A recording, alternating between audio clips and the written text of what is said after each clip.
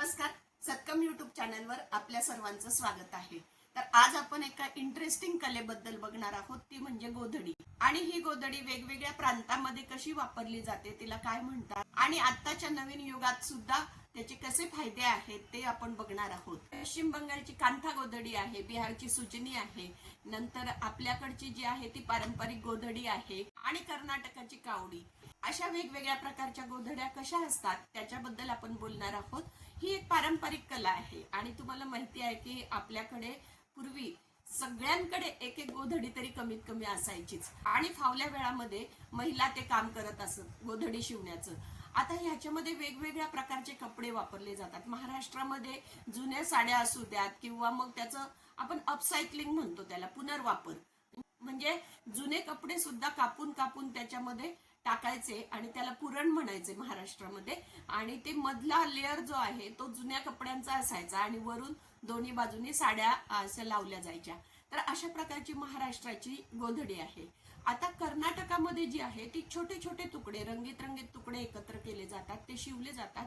आणि विशेष म्हणजे ही सगळी हस्तनिर्मित गोधडी, सगळी गोधडी हाताने एकदम बारीक बारीक स्टिचेस त्यांचे असतात आणि खूप सुरेखरित्या ती शिवली जाते. आणि ती इतकी म्हणजे एखादा आर्ट पीस पाहावा ना तशा प्रकारचं त्यांचं ते हाताचं काम असतं. इतकं सुंदर सुबक काम असतं, त्याला कावडी म्हणतात. ते आता प्रदर्शनामध्ये सुद्धा विकता येतात त्या, किंवा घरगुती सुद्धा महिला बनवून देतात.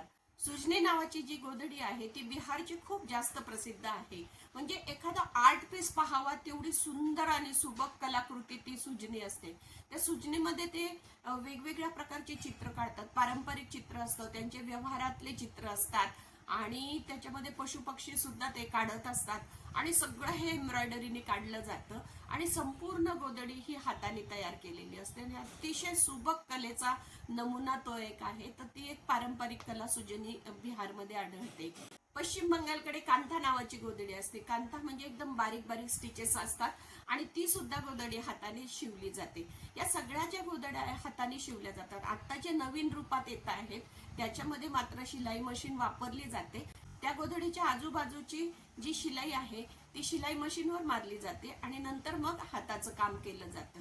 आता पूर्वी काय असायचं की चार बाजूला चार महिला बसायच्या आणि तुम्हाला माहिती असेल ट्रॅडिशनल जी पद्धत होती, पाय पसरून बसायच्या महिला, एक पाय असा पसरलेला असायचा, एक दुमडलेला.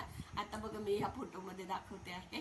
तर तशा प्रकारच्या गोधड्या शिवण्याची पद्धत होती आणि चारी बाजूला चार बायका बसल्या की फक्त सुई जी आहे ती ठराविक अंतरापर्यंत न्यायची आणि मग पुढे ती सरकवत जायची. असं करत ती गोधडी तयार व्हायची. खरं म्हणाल तर गोधडी जी आहे ही प्रत्येकाच्या घरात असायला पाहिजे. एक तर ही पर्यावरण पूरक आहे, आपण त्याला अपसायकल म्हणतो आहे. म्हणजे जे गोधडीचे तुकडे जे आहेत ते जुन्या कपड्यांपासून केलेले असतात किंवा लेफ्ट ओव्हर फॅब्रिक ज्याला म्हणतो आपण, टेलरकडे उरलेले कपडे जे आहेत किंवा नवे कपडे पडलेले असतात, तर ते सगळे आपल्याला त्याचा पुनर्वापर करता येतो. त्यामुळे एका प्रकारे आपण पर्यावरणाला मदत करत आहोत. ते कसं की हे जे कपडे आहे त्याच्यासाठी लागणारे रिसोर्सेस आहे, पाणी लागतं, त्याच्यासाठी मॅनपॉवर लागते तयार करण्यासाठी. तर ते सगळे जर तुम्ही फेकून दिलं तर वाया जातं किंवा जाळून टाकलं तरी खूप प्रदूषण होतं. म्हणून ते न जाळता जर हे पुन्हा वापरले आणि त्या कपड्याच्या शेवटच्या क्षणापर्यंत तो कपडा वापरला गेला तर त्या रिसोर्सेसचा ऱ्हास होत नाही.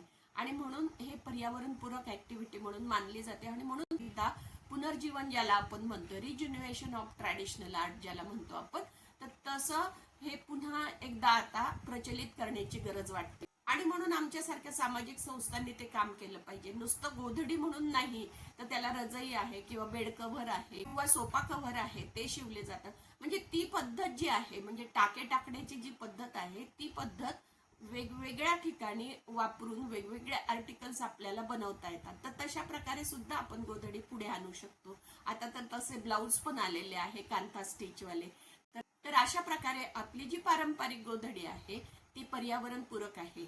अशा प्रकारे प्रत्येक गोधडी जी आहे ही फक्त गोधडी नसून ती एक महिलांच्या साठीचा रोजगार आहे किंवा महिलांच्या कौशल्याची, मेहनतीची आणि स्वावलंबनाची एक कथा असते. जुन्या कपड्याला ती नवीन जीवन देते, पर्यावरणाला जपते, महिलांना रोजगार देते आणि अशी ही गोधडी आपल्या घरात ऊब आणते आणि आनंद देते. त्याच्यामुळे ही जी परंपरा आहे ती परंपरा टिकवण्यासाठी एक तरी गोधडी आपल्या घरात असायला पाहिजे.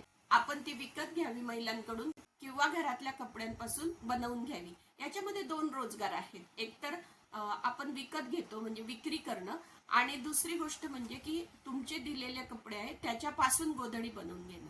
म्हणजे याच्यामध्ये दोन प्रकार, एक मॅन्युफॅक्चरिंग आणि सर्व्हिसिंग, अशा दोन्ही सेक्टरमध्ये याचं काम आहे. आणि ही ट्रॅडिशनल आर्ट असल्यामुळे ती जपण्याची गरज आहे. आणि किती आपण नवीन नवीन गोष्टी घेणार ना, त्याचा आता आपल्याला कंटाळा आलेला आहे. ते ब्लँकेट, ते म्हणजे आपल्याला आता मशीन मेड वस्तूंचा कंटाळा आलेला आहे आणि आपल्याला काहीतरी वेगळं पाहिजे असतं. तेव्हा आपल्याला फ्रेशनेस येण्यासाठी काही गोष्टी हव्या असतात.